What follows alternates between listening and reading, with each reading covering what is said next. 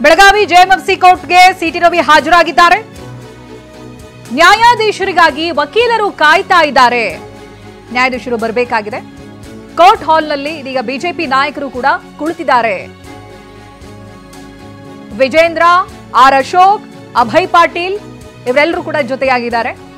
ಜೊತೆಗೆ ರವಿಕುಮಾರ್, ಅರವಿಂದ್ ಬೆಲ್ಲದ್, ಮಹೇಶ್ ತೆಂಗಿನಕಾಯಿ ಕೋರ್ಟ್ನ ಆವರಣದಲ್ಲೇ ಇದ್ದಾರೆ.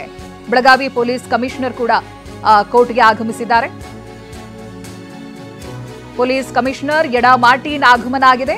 ಆದರೆ ನ್ಯಾಯಾಧೀಶರಿಗಾಗಿ ಕಾಯ್ತಾ ಇದ್ದಾರೆ ವಕೀಲರು. ಕೋರ್ಟ್ ಹೊರಗೆ ಪೊಲೀಸ್ ಕಮಿಷನರ್ ನಿಂತಿದ್ದಾರೆ.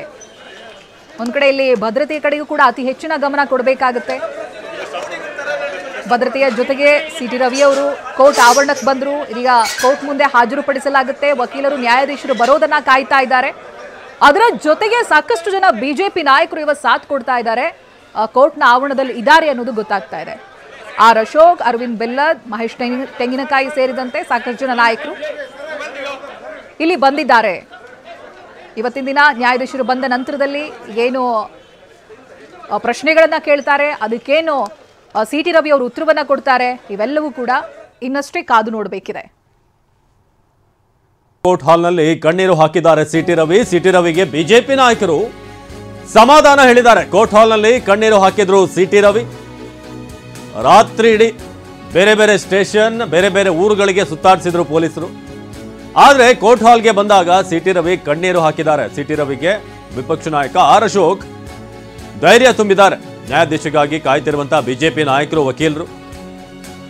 ಕೋರ್ಟ್ ಹಾಲ್ನಲ್ಲಿ ನಡೆದಂತ ವಿದ್ಯಮಾನಗಳು ಏನೇನು ಅನ್ನೋದ್ರ ಬಗ್ಗೆ ನಿಮಗೆ ಮಾಹಿತಿಯನ್ನು ಕೊಡ್ತಾ ಇದ್ದೀವಿ. ನೋಡಿದ್ದು ಸಿಟಿ ರವಿ ನೆನ್ನೆ ಇಷ್ಟೊತ್ತಿಗೆ ಯಾರು ಅಂದ್ಕೊಂಡಿರಲಿಲ್ಲ ನಾಳೆ ಸಿಟಿ ರವಿ ಇಷ್ಟರ ಮಟ್ಟಿಗೆ ಸುದ್ದಿ ಆಗ್ತಾರೆ ಅಂತ. ಆದರೆ ಇದೀಗ ಒಂದು ವಿಚಾರ, ಒಂದು ಪದ ಬಳಕೆ ಆರೋಪ ಈಗ ಇಷ್ಟರ ಮಟ್ಟಿಗೆ ತಂದು ನಿಲ್ಲಿಸಿದೆ. ನೋಡಿ, ಈಗ ಕೋರ್ಟ್ ಹಾಲ್ನ ದೃಶ್ಯವನ್ನು ತೋರಿಸ್ತಾ ಇದ್ದೀವಿ. ಪೊಲೀಸರ ಬಿಗಿ ಭದ್ರತೆಯ ಜೊತೆಗೆ ರಾತ್ರಿ ಇಡೀ ನಿದ್ದೆ ಇಲ್ಲದೆ ಸಿಟಿ ರವಿ ಅವ್ರನ್ನ ಸುತ್ತಾಡಿಸಲಾಗಿದೆ. ಇದೀಗ ಕೋರ್ಟ್ ಹಾಲ್ಗೆ ಬಂದು ಕಣ್ಣೀರು ಹಾಕಿದ್ದಾರೆ ಸಿಟಿ ರವಿ. ಆ ಸಂದರ್ಭದಲ್ಲಿ ವಿಪಕ್ಷ ನಾಯಕ ಅಶೋಕ್ ಅವರಿಗೆ ಧೈರ್ಯ ಹೇಳಿದ್ದಾರೆ. ಅಶೋಕ್ ಅವರು ಉಳಿದಂಥ ನಾಯಕರು, ಬಿಜೆಪಿಯ ನಾಯಕರು ಬಂದಿದ್ರು ಅಲ್ಲಿ.